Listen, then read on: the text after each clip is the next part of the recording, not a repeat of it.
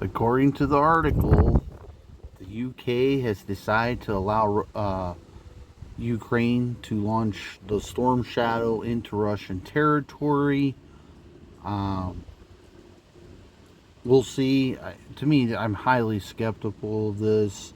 But even if they did, I guarantee you there's restrictions like, you know, I don't know. Should there be restrictions is a different debate to reality, guys.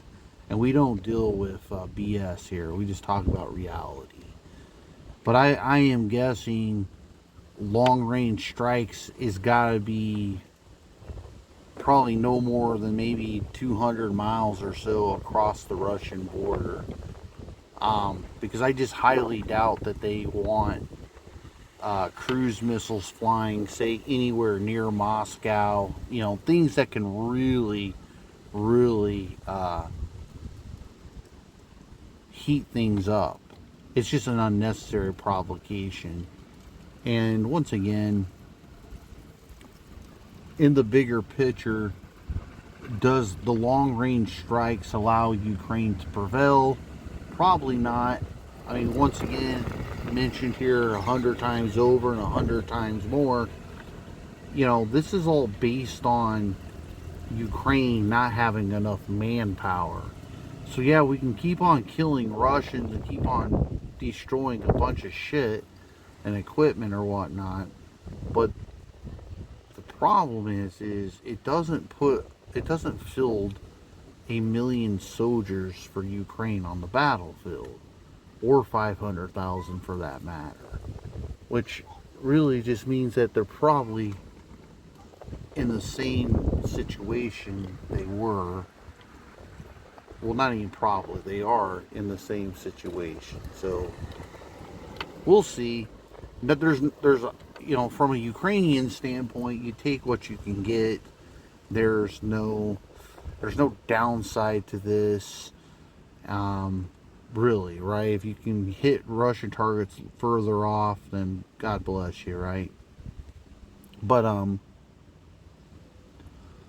other breaking news today is I think it was on September 9th, one of the Russian Su fighter jets disappeared on radar over Crimea somewhere, or around Crimea.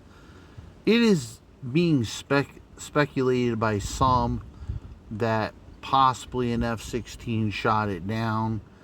Um, Once again, we like to deal with reality here, so we don't want to speculate too much on that, but I think there's a good chance. The thing is you know, I made this video.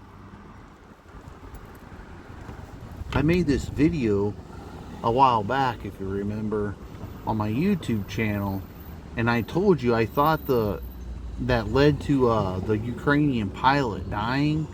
If you remember, I did a video and I said how I felt like it was unnecessary, and it's a bad use of F-16s, right? Because you're just wasting your short supply of ammunition for F-16s, flying them around the sky and shooting down missiles. And the thing is, it just had no impact, right? It's like one of those things where 100 were shot, and we maybe shot down 50, but another 50 missiles found their target.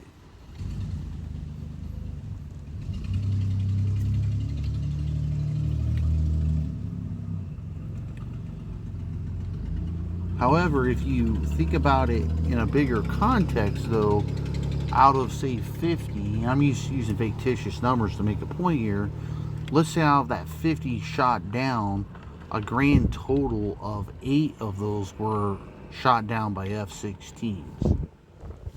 It just seems like a really bad way to waste your ammunition that you know probably isn't going to be resupplied in any timely fashion. So in that video, right, what I ended up saying was what makes more sense to me is you let them do what they were designed to do. And I told you in that video, it's time to let the F-16s go hunting. If you're not going to use them in operational missions like directly dropping bombs on Russian heads and things, then let them go hunting.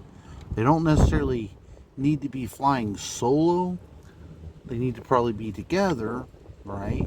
But let them go hunting. Within reason, let them go hunting, and then let them have their, 90-mile missiles or something, medium range missile, 50, 60, 70-mile missiles, reach out and touch someone if they detect aircraft on their radar.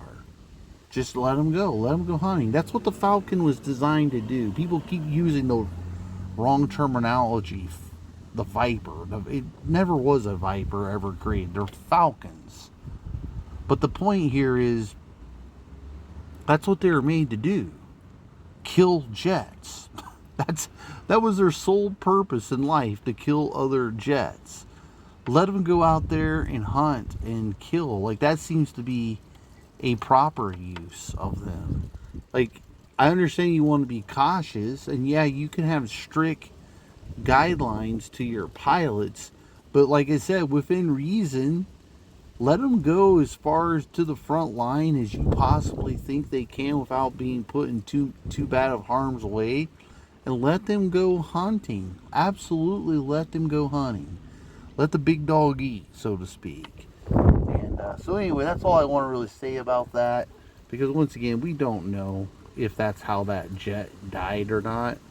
They're looking for the helicopter, or helicopters are looking for the crew members right now.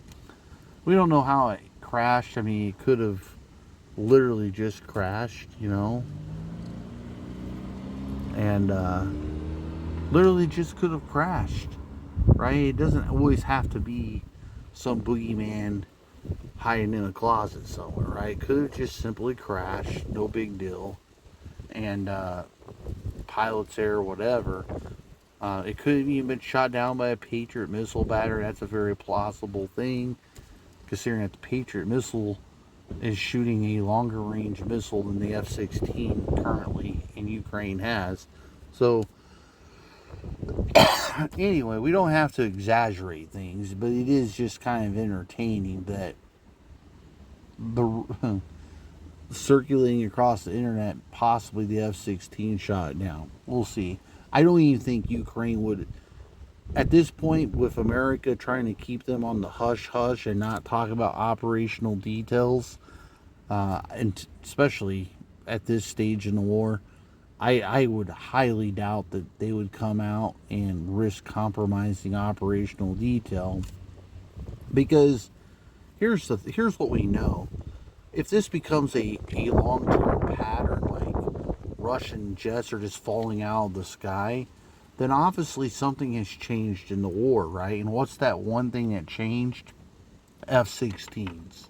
They're the thing that changed. And Russia won't need you to make it. You won't have to come out in the media and talk about it. It'll just be widely known and accepted.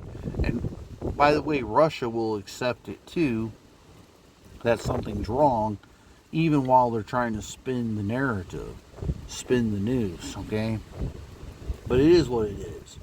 I would be shocked if they did, and yet sometimes I'm sometimes I'm shocked with the fact that people do. So we'll see. But anyway, guys, have a good day. Enjoy your Thursday. Talk to you later. Out.